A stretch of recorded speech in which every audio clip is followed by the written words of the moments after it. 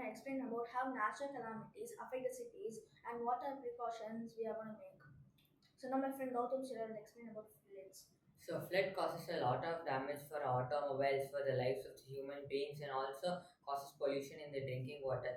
For preventing it, we have some solutions over here. So this is rainwater sensor, or we can use it for checking if the rain is gonna come or not. And we also have a soil moisture sensor, which is used for checking the saturation of the soil. So if there's high saturation in the soil, we can predict that the flood's gonna occur and we can evacuate from that place. And also for emergency flood scenarios, we have an evacuation chamber which will intake a large amount of water and help the people to evacuate easily. Now my friend Rupak is gonna explain about fire. Now, fire also causes a lot of damage to our belongings and our buildings. So we take so much of expenses to that. So we have solutions to stop that. Now we have a flame sensor and temperature sensor to detect the fire, so that there will be a GSM module to send an SMS alert to the user, and we have.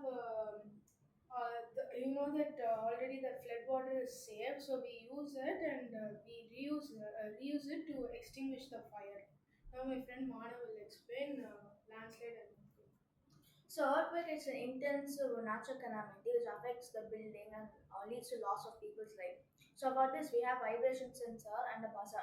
So when the earthquake occurs and tectonic plates moves, the vibration sensor sends signal to the buzzer and the tells the people to evacuate. So in landslides, when the rocks move or tilt, the tilt sensor is in signal to the buzzer, and this also helps the people to evacuate. Now we will move on to phase 2 of our project, waste to energy. Now my friend Gautam will explain about sewage water and hydroelectricity. So we have an electric conductor which is used to take the electric energy from the lightnings and prevent damages in apartments and buildings of the cities. And we also have a sewage to electric hydroelectricity system. We use gravity and a few chambers for making it. You may think it is already invented, but actually the 1% of people are only advantaged by this system. So we are planning it in a large scale using new methods. And now Now I will be explaining about cleaning the smoke to transforming the smoke into clean air. Now first we will use a cyclone separator, which means the smoke will be spun into turbines, and the centrifugal force separates heavier particles. Then we will condense the smoke, which means we will send it to a cooling chamber, which will condense the vapors and oils. Then the smoke will get more cleaner. No, so to monitor how much clean the smoke is getting, we have an MQ2 sensor. So it will show how much clean the smoke is than before. With our observations, we observed that 90 to 95% is clean using these methods. So now we'll explain about solar power rafts and drones.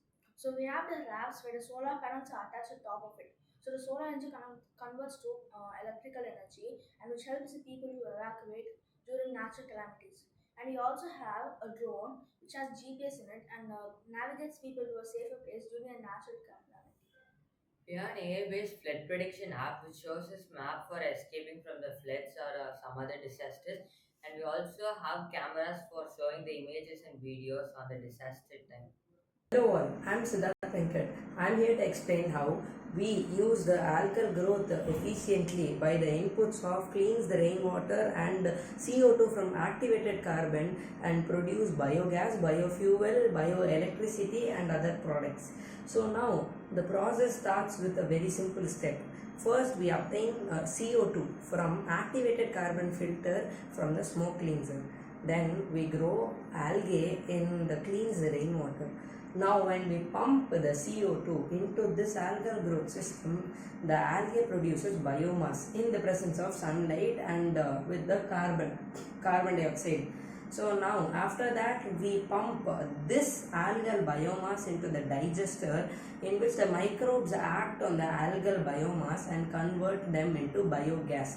This biogas can be used as a domestic fuel, for cooking and for other domestic purposes. From this biogas we can also manufacture bioelectricity. So as a result we get biomass, biofuel and bioelectricity. This is a very efficient method as the inputs are very simple, as we only use the cleans the rainwater and the carbon dioxide from the smoke cleanser, and this produces us with very efficient outputs such as biogas, biofuel, bioelectricity and other products.